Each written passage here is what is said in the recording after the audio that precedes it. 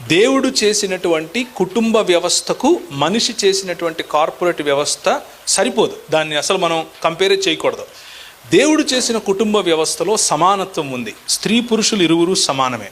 పౌలు పురుషునికి లేకపోతే స్త్రీకి పురుషుడు శిరస్సు, పురుషునికి క్రీస్తు శిరస్సు, క్రీస్తుకు దేవుడు శిరస్సు అని అంటున్నాడు.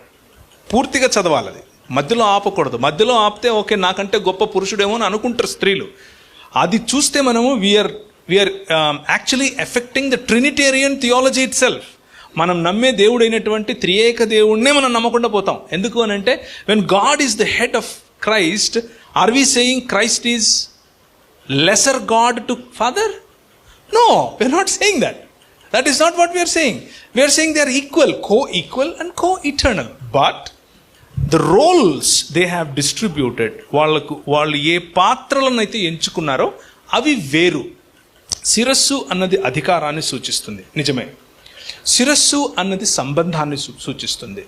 శిరస్సు అన్నది కంట్రోల్, లేకపోతే అన్నిటినీ నియంత్రించగలగటం సూచిస్తుంది. అలాగే శిరస్సు అన్నది అదే సబ్జెక్టులోనే మీరు చదివితే పౌలు అంటాడు, అన్ని అవయవాలు శిరస్సుకు కట్టి ఉండునట్లు లేకపోతే జతపడి ఉండునట్లు అన్నమాట వాడతాడు. సో శిరస్సు అన్నది బేసిక్గా అందరినీ కలుపుకునేటటువంటి పాయింట్, కామన్ పాయింట్ అన్న అర్థం వచ్చే విధంగా అక్కడ రాశాడు. So man is the head of the house అని అంటే, హెడ్ ఆఫ్ ఎ ఉమెన్ అంటే దానికి అర్థం ఉమెన్ కంటే గొప్పవాడు మనిషి అని కాదు, పురుషుడు అని కాదు. పురుషుడు కుటుంబాన్ని ఒక చోటికి కట్టుకునేవాడు. కుటుంబాన్ని, రెండు కుటుంబాలను, తన తల్లిదండ్రుల కుటుంబాన్ని, మీ కుటుంబాన్ని కూడా, అంటే భార్య యొక్క కుటుంబాన్ని కూడా కలుపుకోగలిగినటువంటి కేంద్ర బిందువు అయిన వాడు. అది ఆయనకి ఇవ్వబడినటువంటి బాధ్యత. అంత మాత్రమే కాదు, పోషించాల్సినటువంటి బాధ్యత. అంత మాత్రమే కాదు, నియంత్రించాల్సినటువంటి బాధ్యత. అంత మాత్రమే కాదు, ఈ పనులన్నింటిలో కూడా స్త్రీ నుండి సమభాగీదారి లేదా సాటి అయిన సహాయాన్ని తీసుకునే బాధ్యత కూడా ఇతనిదే. సో పురుషుడికి ఆ బాధ్యత ఇవ్వబడింది. అధికారంగా చూస్తే అది అధికారంగా కనిపిస్తుంది, బాధ్యతగా చూస్తే అది బాధ్యతగా కనిపిస్తుంది.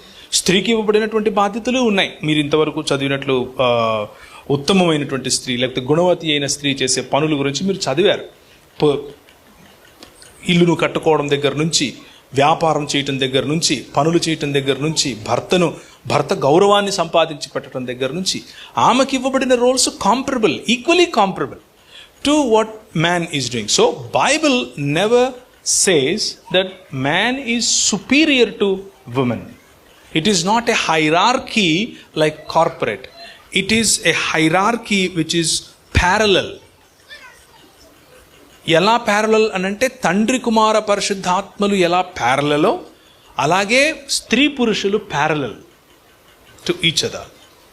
తండ్రి కుమార పరిశుద్ధాత్మలు ఏ విధంగా అయితే ఒక్క దేవుడు అయినప్పటికీ ముగ్గురు వ్యక్తులో, స్త్రీ పురుషులు ఒకే శరీరం, ఇద్దరు వేరు వేరు వ్యక్తులు. The closest example that we have for our God is man and woman uniting together.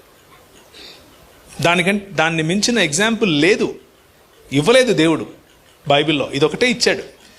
Man and woman, though they are two different bodies, they are united as one body.